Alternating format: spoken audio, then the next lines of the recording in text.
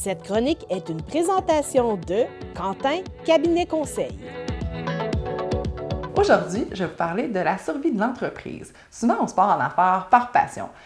J'ai une passion, je décide de faire ça à temps plein, de vivre la liberté, puis tout ça, mais on ne pense pas nécessairement aux autres sphères d'entreprise. Les autres sphères d'entreprise, il y a l'administration, la direction, le développement des affaires, tout ce qui est droit, commercial, qu'est-ce qui est la gestion de personnel aussi, si je veux avoir des employés. C'est pas toujours, on s'imagine parfois que ça va être facile, mais c'est pas si facile. Il faut aussi bien planifier, dans le cas que vous n'étiez plus là demain matin, la survie de votre entreprise. Pendant combien de temps votre entreprise pourrait tenir le coup si vous n'étiez plus là à apporter des revenus? Est-ce que vous êtes le seul revenu aussi de votre entreprise? Ça, c'est des questions aussi à se poser. Si vous avez des employés, est-ce qu'ils seraient capables de continuer à travailler même si vous n'étiez plus là?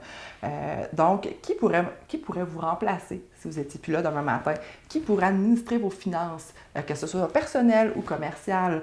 Qui peut gérer les opérations au quotidien si vous n'avez pas d'employés ou même si vous avez des partenaires ou des compétiteurs qui pourraient peut-être aussi vous aider à gérer les opérations au quotidien.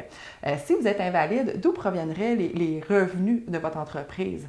Il faut penser à vos revenus personnels, mais aussi aux revenus de votre entreprise, parce que souvent, on a des frais à payer qui peuvent devenir assez rapidement des gros montants. Parce que souvent, en plus, dans la majorité des cas, les travailleurs autonomes ou les entrepreneurs ne paieront pas de CNSST ni d'assurance chômage. Donc, il faut qu'ils se couvrent personnellement dans le cas d'une invalidité ou d'un décès.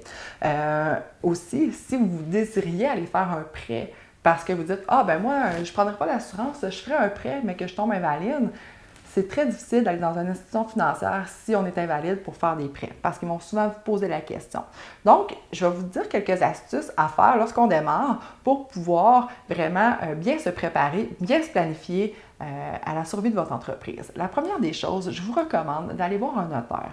Les notaires sont spécialisés pour vous aider à faire un mandat en cas d'inaptitude ou un testament, ou même si vous avez des associés et des actionnaires avec vous, une convention d'actionnaires si vous tombiez invalide ou si vous décédiez prématurément.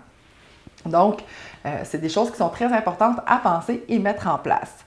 Après ça, je vous dirais de rencontrer un conseiller en sécurité financière pour bien planifier vos finances. Donc, si on peut calculer avec vous, votre assurance personnelle pour que vous puissiez manger, payer votre hydro, faire vivre la famille, et puis pas baisser de niveau de vie non plus.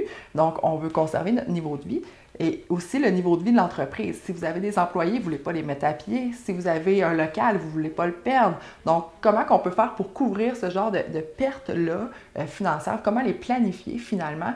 Donc, c'est possible de les assurer. Donc, on peut assurer tout ce qui est locaux, employés qui ne feront pas les mêmes tâches que vous, bien évidemment. Si vous avez des dépenses fixes d'entreprise, là aussi, on peut prendre les prêts. On peut planifier avec l'assurance vie. Donc, il y a beaucoup de choses à penser. Et nous, le conseiller en sécurité financière, on est là pour vous faire penser à tout ça.